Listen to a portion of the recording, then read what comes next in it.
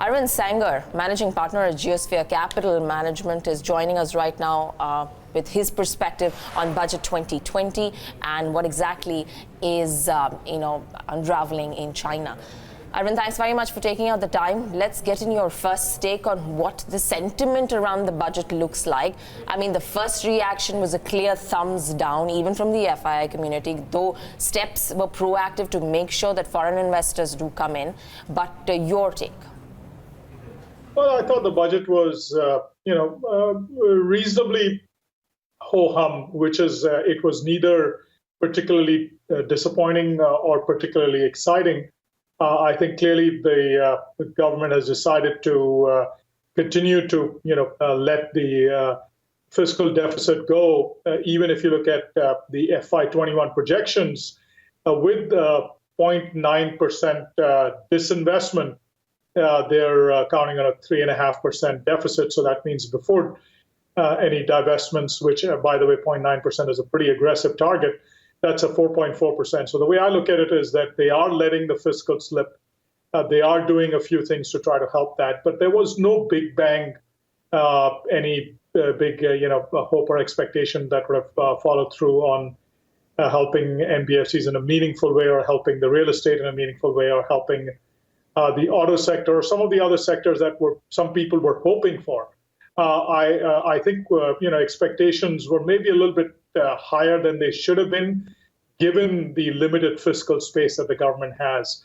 But I think I suspect the sell-off was as much about the weak close in the U.S. and other markets on Friday on coronavirus fears as it was about the budget. So we'll have to wait and see. My sense is the budget was, fairly unimpactful, either positively or negatively. The economy is on a gradual recovery, and the budget is not going to do anything to either significantly change the trajectory up or down, in our opinion.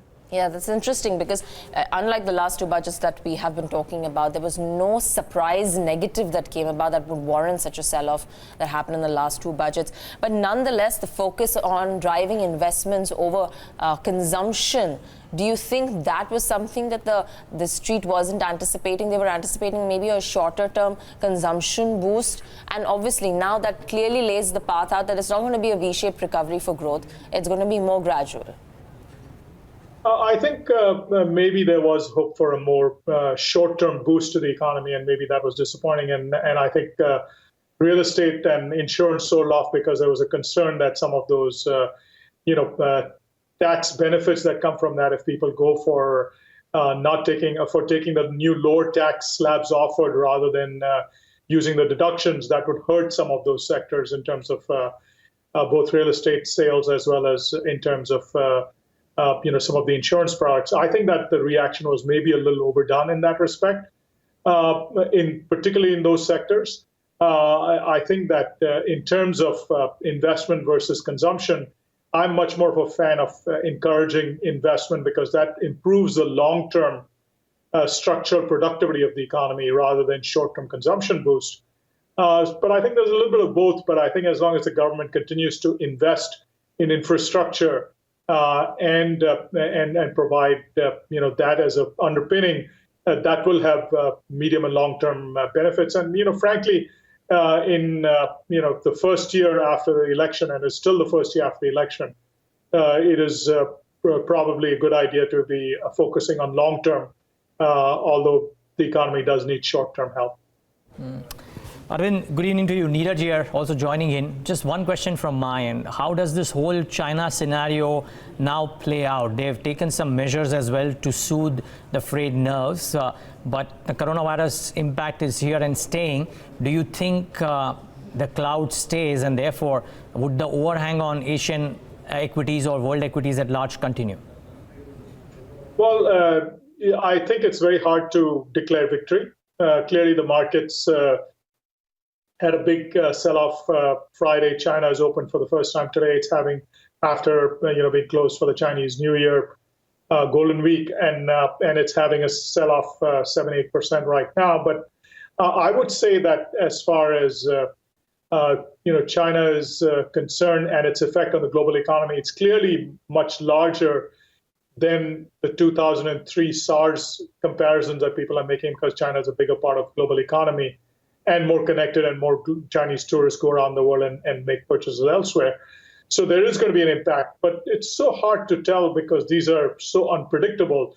My sense is that the markets will realize sooner or later that this virus is not as fatal and as dangerous, even if it is more contagious, and therefore maybe the overall economic effect will be somewhat limited. And as winter rolls off and the flu season starts to abate, the impact of coronavirus will recede. Therefore, we might see, the next month or two still continued effect, but beyond that, it is likely to be not as long-lasting a damage as would warrant stock selling off, because at the end of the day, stocks are discounting long-term earnings, not just one-quarter earnings. So, Arvind, that brings me to my last question, is whether or not these kind of dips, we've also corrected on the Indian equities quite a bit in the last 1 week. Is this an opportunity to start investing? Yes. I would say in a short answer, yes. I think one has to be careful about picking companies that might not, that might be immune to, and I think domestic demand is going to be beneficiary of, or is going to be somewhat helped by being not as exposed to global factors. India is a relatively more domestic consumption-driven economy, so therefore India does better. And I think these sell-offs, and especially the unnecessarily large sell-off in things like real estate, I think some of the domestic-facing sectors, I think, present good opportunities here.